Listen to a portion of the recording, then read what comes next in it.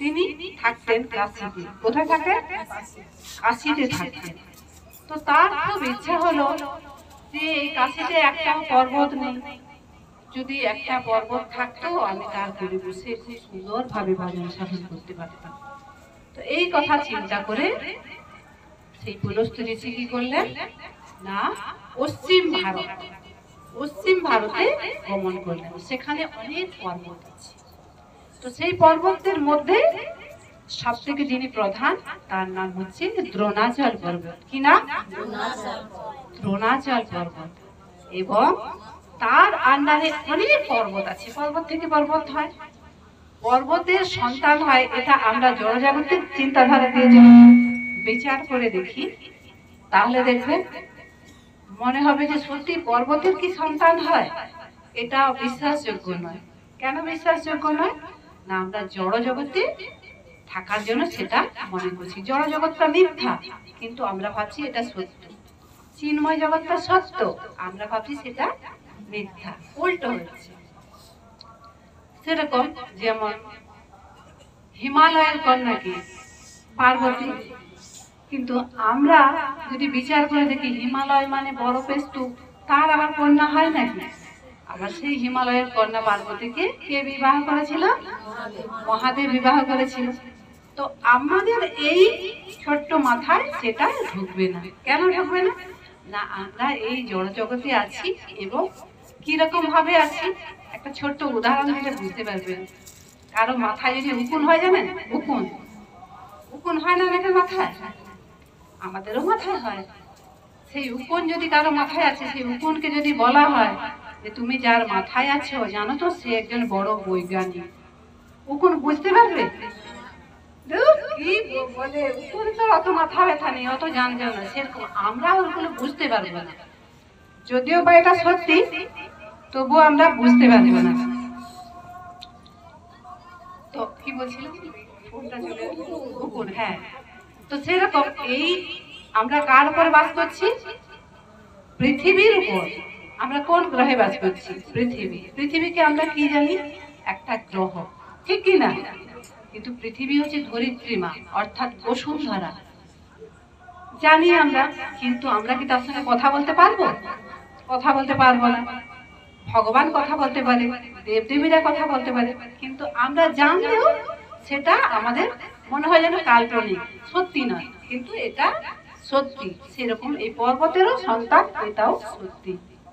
তো এই দ্রোণাচল পর্বতে প্রিয় পুত্র ছিল গোবর্ধন পর্বত। তো এই ঋষি পুলস্ত্য তিনি কি করছেন যে পশ্চিম ভারতে এসেছেন এবং পর্বতের যিনি প্রধান দ্রোণাচল তার সঙ্গে যোগাযোগ করেছে। এবং যেহেতু ঋষি মণিদের কি করতে হয়, সাধু থাকলে কি হয়, তার আদর আপ্যায়ন করতে হয় না? তো সেরকম এই দ্রোণাচল পর্বত তিনি কি করছেন, খুব সুন্দরভাবে সাধুকে স্বাগত জানিয়েছে এবং ভালোভাবে সেবা দান করেছে। এবার বলছে, বলুন আমি আপনার কি সেবা করতে পারি? তখন পুলস্ত্য চিন্তা করছেন যে আমার তো সাধন ভজনের জন্য একটা নির্জন স্থান, একটা পর্বতের প্রয়োজন। বলছে আমার একটা পর্বতের প্রয়োজন। তোমার আন্ডারে তো অনেক পর্বত আছে, তো আমাকে একটা পর্বত দিতে হবে, সেই পর্বত নিয়ে ভজন সাধন করব। তারপর দর্শন করুন, দেখুন কোন পর্বত আপনার পছন্দ। অনেক পর্বত তো আছে। তো ওই ঋষির চোখ পড়ে যায় গোবর্ধন সব থেকে সুন্দর। সেই গোবর্ধনের উপর ঋষির দৃষ্টি পড়ে।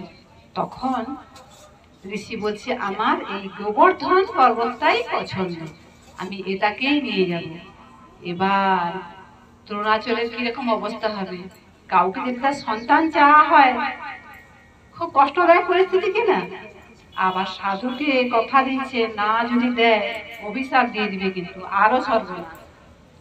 এবার দ্রোণাচল পর্বতের কিছুতেই মন সায় দিচ্ছে না যে আমি আমার পুত্র গোবর্ধনকে দেব। কিন্তু ঋষি যেহেতু প্রার্থনা করছে এবং কথাও দিয়েছে দেবে বলে, তখন বলছে কিভাবে কাটাবে খুঁজেই পাচ্ছি না। তখন বলছে দেখুন আমি তো আপনাকে কথা দিয়েছি ঠিক, কিন্তু আমার পুত্র গোবর্ধন যদি আপনার সঙ্গে যেতে চায় তাহলে আমার কোনো আপত্তি নেই।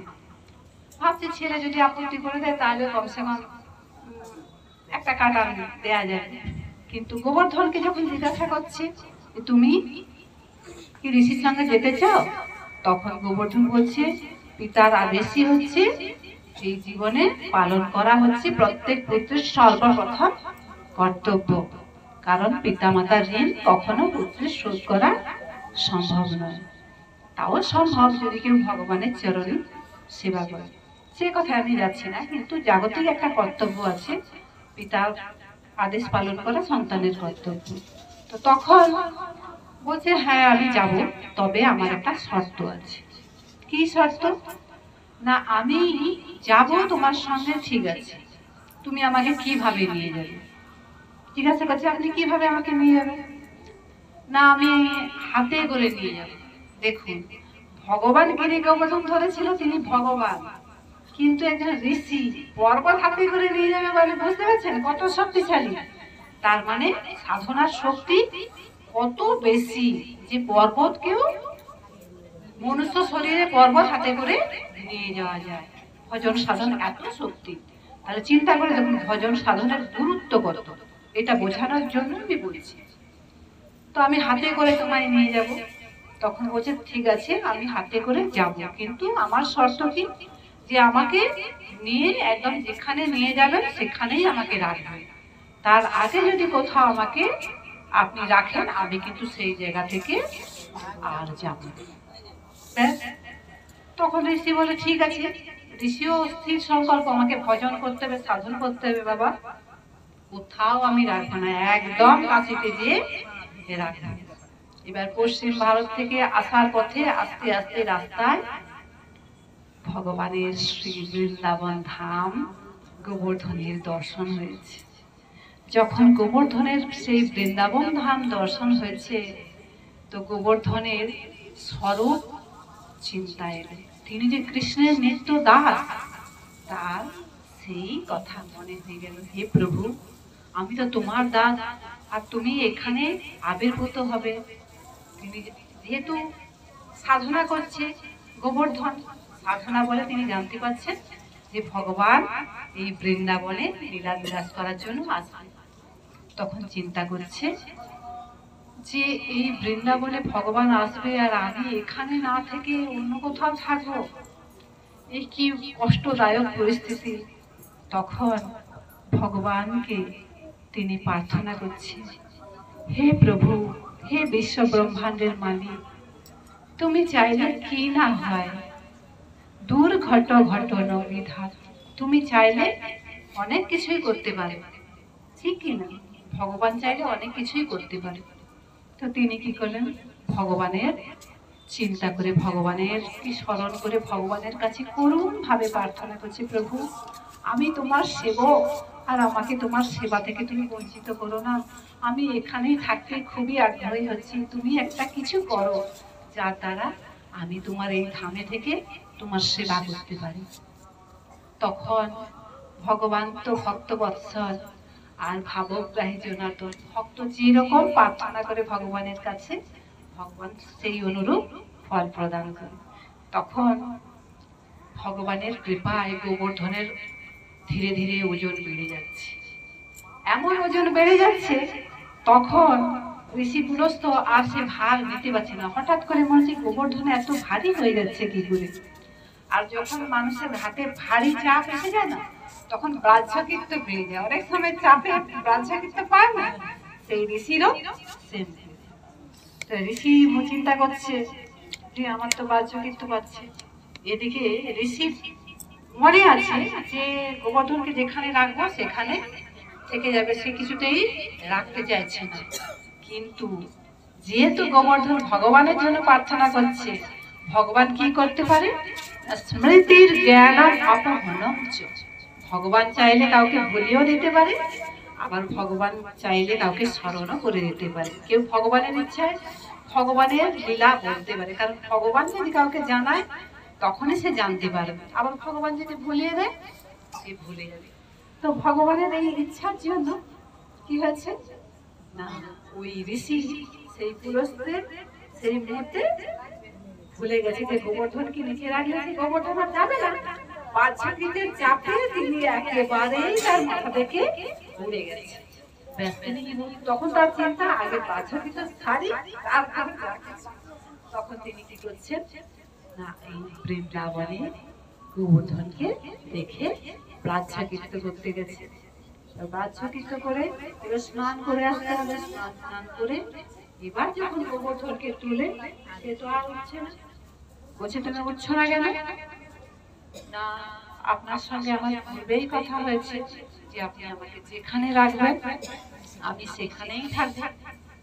আপনি তো আমাকে এখানেই রেখে রেখেছেন, আমি তো আর এই স্থান ছেড়ে যাবো না। ঋষি ভাবছে কথাটা বা সত্যি, কিন্তু ঋষির ওই গোবর্ধনের প্রতি আসক্ত হয়েছে। আসক্ত হওয়ার কারণে কি হয়, আমাদের ক্রোধ জন্মায়। যখন আমরা কোনো জিনিস কামনা করছি যদি না পাই কি হবে, রাগ হয়ে যায় না? এই ক্রোধকে সংবরণ করা খুব কঠিন। প্রত্যেকটা জীবের সব থেকে বড় শত্রু কে জানেন? বাইরের শত্রু কিন্তু আসল শত্রু নয়, সব থেকে বড় শত্রু হচ্ছে আমাদের ক্রোধ। এই ক্রোধ হচ্ছে সব থেকে বড় শত্রু। তো আসক্তি হওয়ার ফলে ঋষির ক্রোধ এসে গেছে, রেগে গোবর্ধনকে অভিশাপ দিয়েছে। কি অভিশাপ দিয়েছে? তুমি আমার সঙ্গে যেতে চাইলে না তো তুমি এই স্থানে প্রত্যেক দিন 1 কিল পরিমাণ নিচে ঢুকে তুমি সমাপ্ত হয়ে যাবে, সেইভাবে অভিশাপ দিয়েছে। আর গোবর্ধন কি চিন্তা করলেন যে প্রত্যেক জীব আত্মাকে একটা সময় মৃত্যুবরণ তো করতেই নেই, ঠিক কিনা? প্রত্যেক জীবাত্মা মৃত্যুবরণ করবে, তো ভগবানের সেবা করে যদি আমি আমার এগিয়ে যাই কিন্তু অতি উত্তম। তিনি এই অভিশাপে দুঃখ পেলেন, সেই থেকে ওই বৃন্দাবনে থাকলেন। তো বৃন্দাবনে গোবর্ধন আছে, এরপর বৃন্দাবনে ভগবান আবির্ভূত হয়েছে। এবার আবির্ভূত হয়ে ভগবান ধীরে ধীরে ধীরে ধীরে বড় হচ্ছে। বড় হতে হতে ভগবানের বয়স যখন 6+ মানে 7-এ হয়েছে, একদিন দেখছে ভগবান যে নন্দ বাবা, যশোদা মা এবং সমস্ত ব্রজবাসী খুবই ব্যস্ত, সবাই ছোটাছুটি করছে। এমন ছোটাছুটি করছে, এত ব্যস্ত দেখে ছোট্ট বাচ্চারা দেখে না বাবা মা যখন খুব ব্যস্ত থাকে জিজ্ঞাসা করছে, আর গোপালের সঙ্গে কানাইয়ের সঙ্গে কথাও বলছে না। তখন কানাই নিজে বলছে, বাবা বাবা তোমরা কি এমন কর্ম করতেছো যে তোমরা এত ব্যস্ত, আমার সঙ্গেও কথা বলছো না? না, নন্দ বাবা ভাবলো যে এর একটা কথা যদি উত্তর দেই 100টা প্রশ্ন এক্ষুনি করবে, আমার এখন সময় কম, কারণ ইন্দ্র পূজা সে দিয়েছে, ইন্দ্র পূজা। তো তখন সময় যেহেতু কম, বেশি কথা বলা যাবে না, সময় হলে বলবেন আমি বন্ধ করে দেবো, মানে কথা বলার সময় তো সময় সময় জ্ঞান জ্ঞান